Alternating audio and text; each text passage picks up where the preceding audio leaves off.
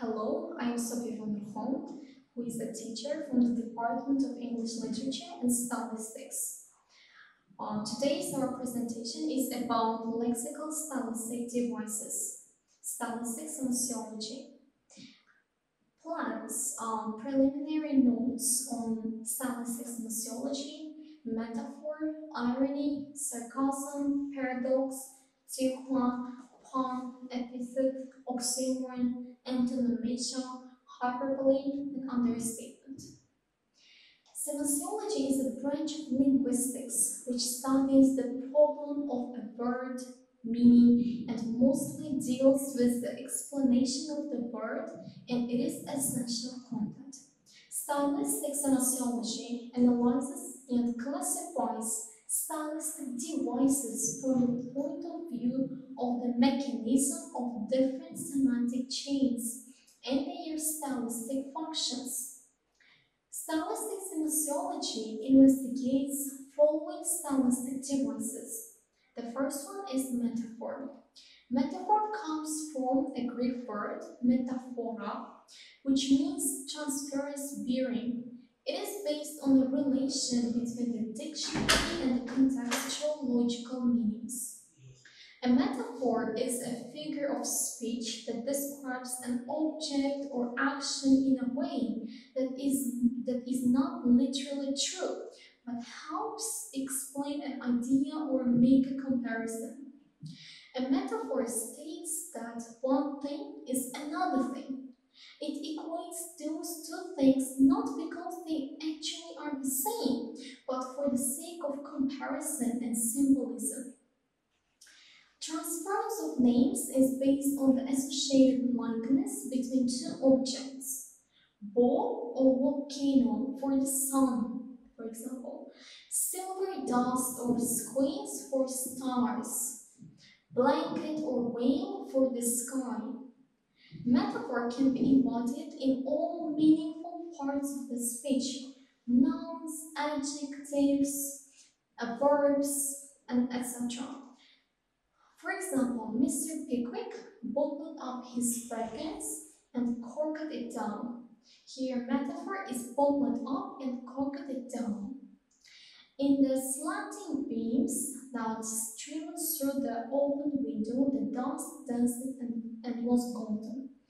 Here, streamed and danced were metaphors. So, function of metaphor. Using appropriate metaphors can appeal directly to the sense of our listeners or readers, sharpening their imaginations to encourage them to comprehend what is being communicated to them. The function of metaphor in poetry is to talk about one object or situation while alluding to another. It is used as a means of explanation.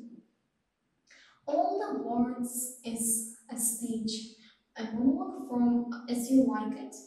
All the words is stage and all the men and women merely players. They have their exits and their entrances. William Shakespeare, As You Like It. This quotation expresses a metaphor because the world is not literally a stage. And most humans are not literal actors and actresses playing roles. By asserting that the world is a stage, Shakespeare used points of comparison between the world and the stage to convey an understanding about the mechanics of the world and the behavior of the people within it. Metonymy. So this is the second lexical stylistic device. Metonymy comes from the Greek word metonymia, which means a change of name. Metonymy is a figure of speech in which a thing or concept is referred to by the name of something closely associated with that thing or concept. In the relation between the instrument and the action performed with this instrument. His pen is rather sharp. Here, actually, it is not his pen. It is his works or that person's ability, writing ability. The pen is mightier than the sword. In the relation between the container and the thing it contains, For example, he drank one more cup. Here, not cup, but maybe tea or coffee, which was in the cup. The whole applauded, for example. Here, whole actually cannot applaud. It means the people who were in that hall. So, functions of metonymy. The function of metonymy is used to develop literary symbolism, giving more profound meaning to otherwise standard ideas and things.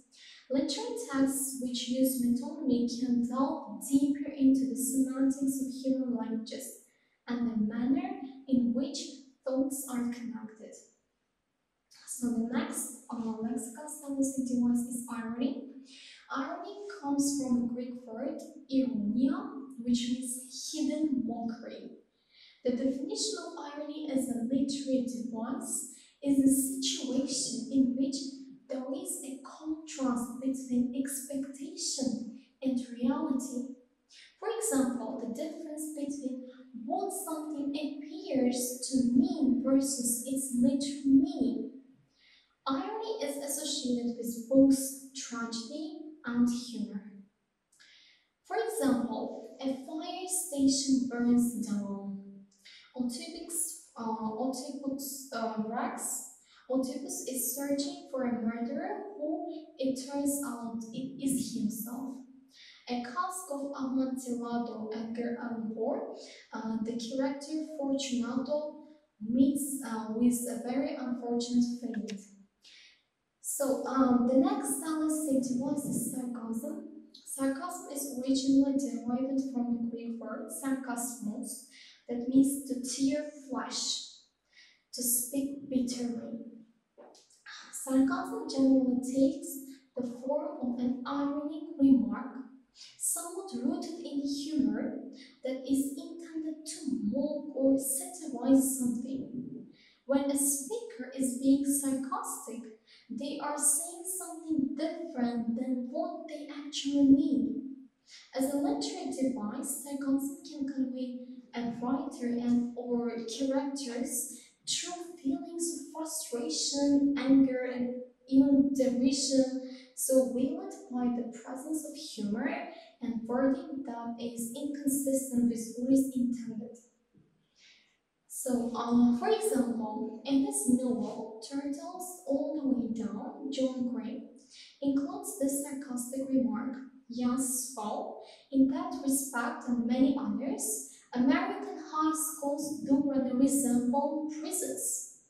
The speaker means this figuratively, not literally, and is mocking characteristics of high American schools that appear similar to prisons.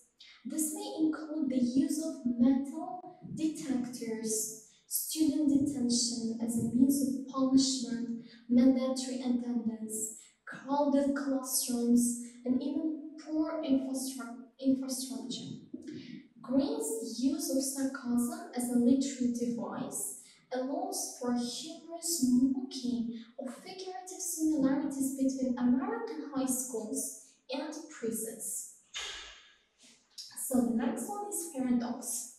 Paradox is originally derived from Greek word paradoxon, that means unexpected. A paradox is a statement that appears at first to be contradictory, but upon reflection that makes sense. This literary device is commonly used to engage a reader to discover an underlying logic in a seemingly self-contradictory statement or phrase. As a result, paradox allows readers to understand concepts in a different and even non-traditional way. In literature, paradox is not just clever or comical statement or use of words.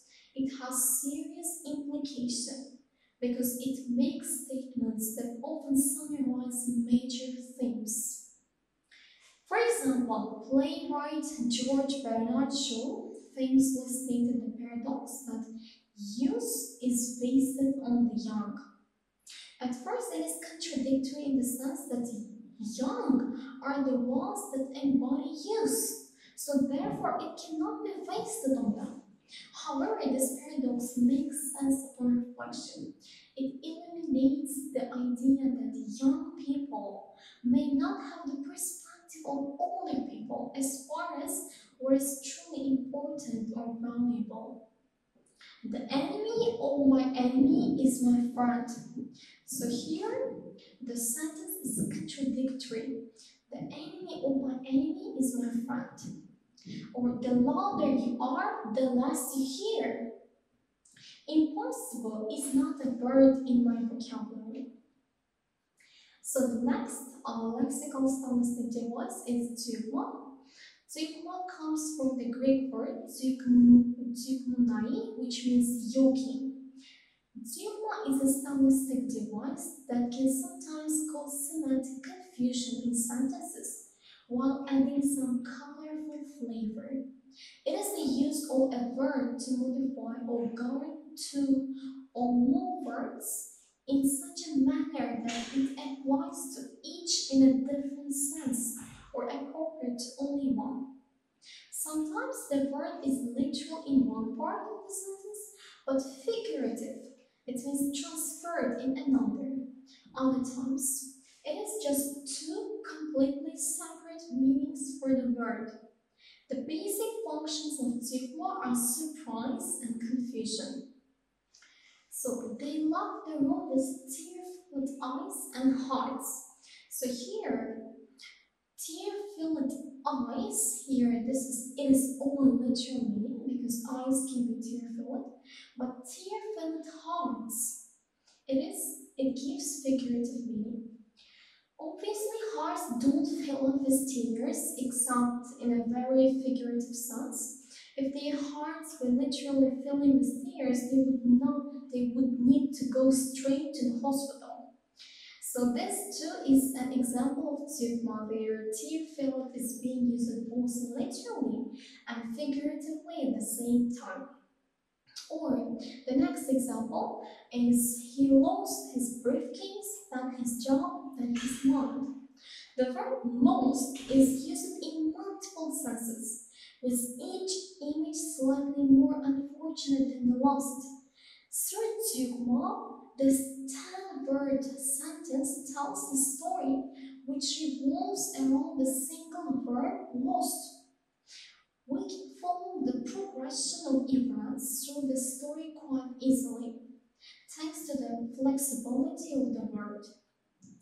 So the next lexical stylistic device is pun. Pun or paronomasia comes from Greek word paronomazin, which means to make slight change in meaning. It is also dubbed a play on words. Puns involve words that with similar or identical sounds, but with different meanings. Their play on words also relies on a word or phrase having more than one meaning. Puns are generally intended to be humorous, but they often have a serious purpose as well in literature works. The road to success is always under construction, or Gnomea and Juliet, animated adaptation of Romeo and Juliet, for example. Take my wife, please. I like archery, but it is hard to see the point. My fat friend did not buy a belt, thinking it is a waste of time. What's the difference between a conductor and a teacher? The conductor minds the train, and a teacher trains a mind. So these are the examples for a pun. The importance of being earnest by Oscar Wilde. Wilde was a master of wordplay, and this line from his play, The Importance of Being Earnest, reflects his dexterity when it comes to a pun as a literary device. Of course, Wilde is playing on dual meaning of lose. In its first mention, lose is used in the context of suffering loss through dance. In its second mention, lose is used in the context of misplacing something. So the next stylistic device is epithet.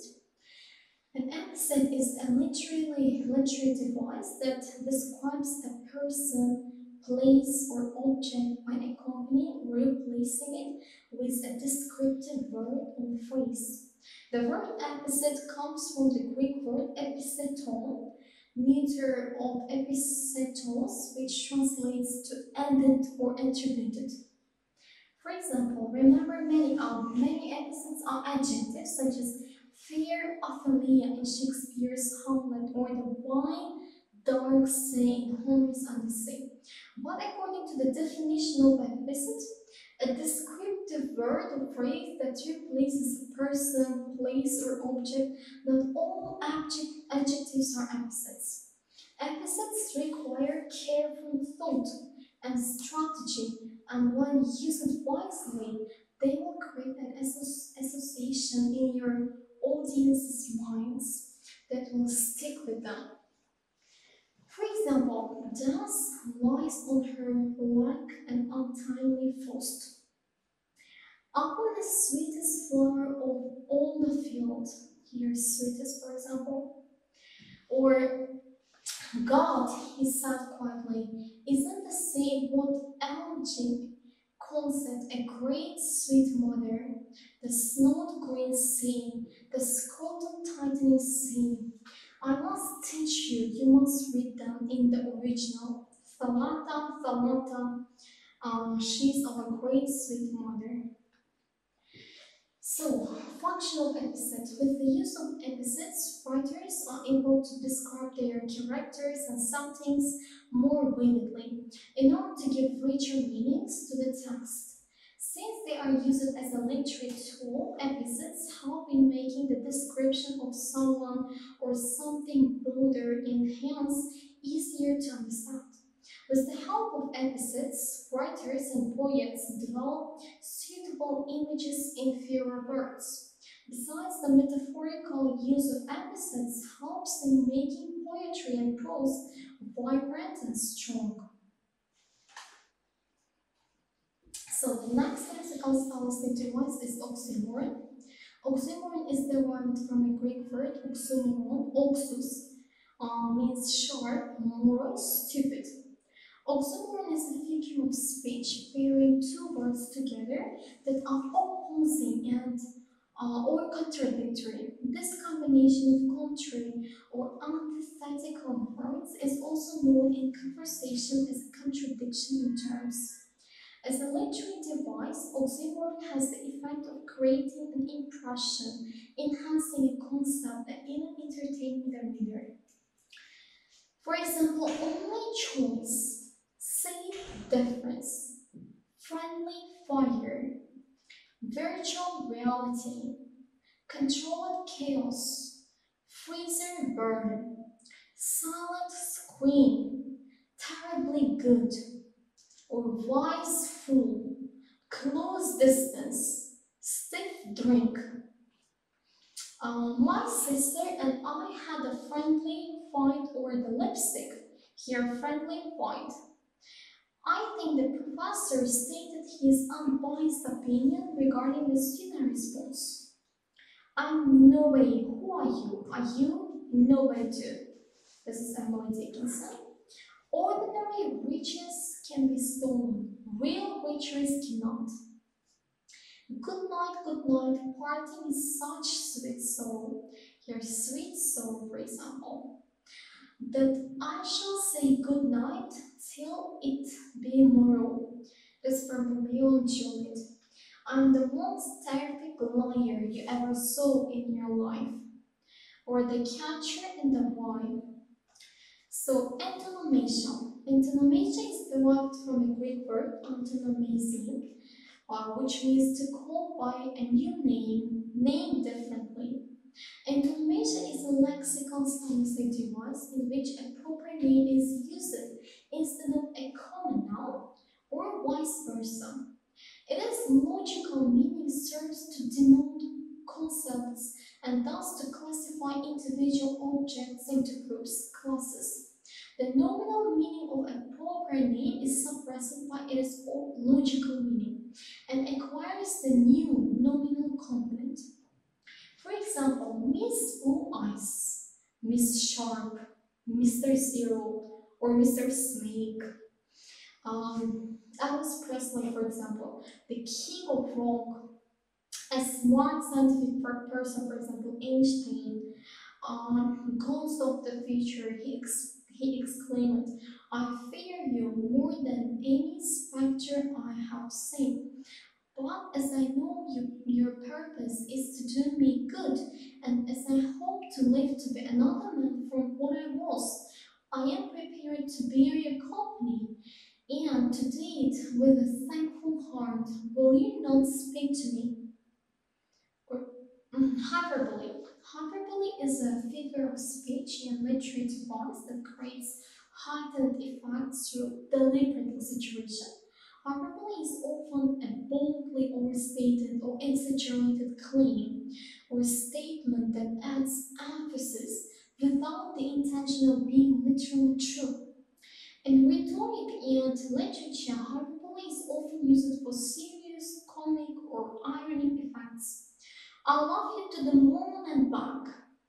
I'm so tired that I could sleep for a week. 1,000 pardons. I'm scared to death. So, for example, sonnet of William Shakespeare. My love is as a fairy longing still for that which longer nurses the disease, feeding on that which doth preserve the ill, uncertain sickly appetite to please.